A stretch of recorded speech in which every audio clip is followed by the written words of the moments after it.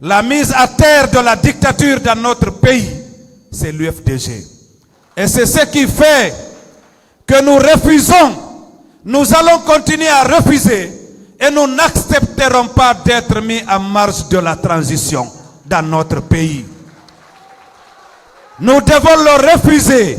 Nous n'accepterons pas d'être mis en marge de la transition qui est en train d'être conduite dans notre pays.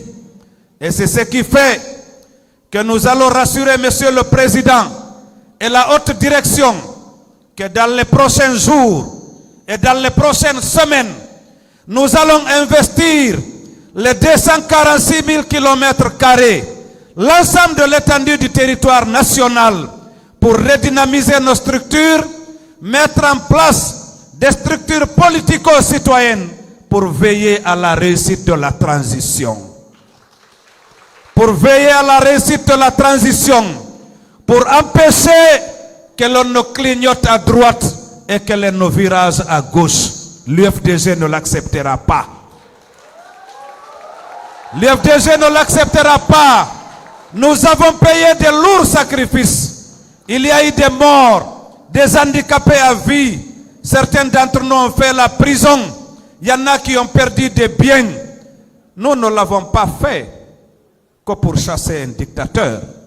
Le combat que nous sommes en train de mener, c'est pour porter la Cellou Dalein Diallo à la tête de notre pays.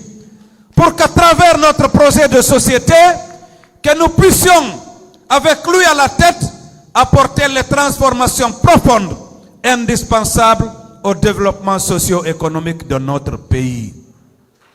C'est pour cela que nous menons ce combat. Et donc, dans le contexte actuel, l'UFDG devrait être un partenaire du CNRD. Parce que le CNRD, si les raisons invoquées pour le coup d'État sont justes, et j'espère que les raisons sont justes, l'UFDG ne devrait pas être mis en marge. L'UFDG ne devrait pas être victime de ségrégation. On n'aurait pas dû nous retirer 3 sur 4 places pour le CNT. Qui mieux que nous méritait d'être au Conseil national de transition? Qui mieux que l'UFDG méritait d'être au niveau du Conseil national de transition? Et donc, qu'ils sachent que nous sommes mobilisés et déterminés plus que jamais à porter notre champion à la tête du pays. J'ai entendu dans la presse des partenaires de circonstances affirmer que l'UFDG a cautionné le 3e mandat en allant à l'élection du 18 octobre. C'est de la malhonnêteté intellectuelle. On ne peut pas défendre la Constitution si ce n'est pour défendre l'alternance. Quel serait alors l'intérêt d'avoir eu des morts pour défendre la Constitution de 2010 si ce n'est pour promouvoir l'alternance? Comment peut-on accompagner la défense de la Constitution et refuser d'accompagner le candidat de l'alternance? C'est de la malhonnêteté intellectuelle. Monsieur le Président, vous aviez eu raison d'aller à l'élection présidentielle du 18 octobre. Parce que c'est le jour que cette décision a été prise que le sort de la dictature et du dictateur a été scellé dans notre pays. Et donc, l'affirmer, c'est être intellectuellement malhonnête. Mais dorénavant, Monsieur le Président, chers membres de la haute direction, nous sommes déterminés à ne plus laisser l'UFDG entre les mains des partenaires de circonstances. Nous sommes déterminés à ne plus laisser le sort des militants et du peuple de Guinée entre les mains de ce genre de personnes. Nous allons prendre nos destinées à main pour faire en sorte que le retour à l'ordre constitutionnel se fasse dans un délai très raisonnable. Et c'est pour cela que nous invitons très rapidement le CNRD et le gouvernement à mettre en place le cadre du dialogue. Le CNT a été mis en place, mais le CNT ne décidera pas des questions fondamentales est essentiel de la transition. Le CNT recevra les résultats du consensus politique obtenu entre les acteurs politiques, le gouvernement de la République, la société civile et le Comité national pour le rassemblement et le développement. Et donc aujourd'hui, moi je peux déduire que le CNT ne pourra pas fonctionner, ne pourra pas aborder les questions essentielles liées à la Constitution, liées au délai de la transition, liées au code électoral, liées au fichier électoral, tant qu'il n'y a pas un cadre de concertation qui met ensemble les acteurs que je viens de citer. Monsieur le Président.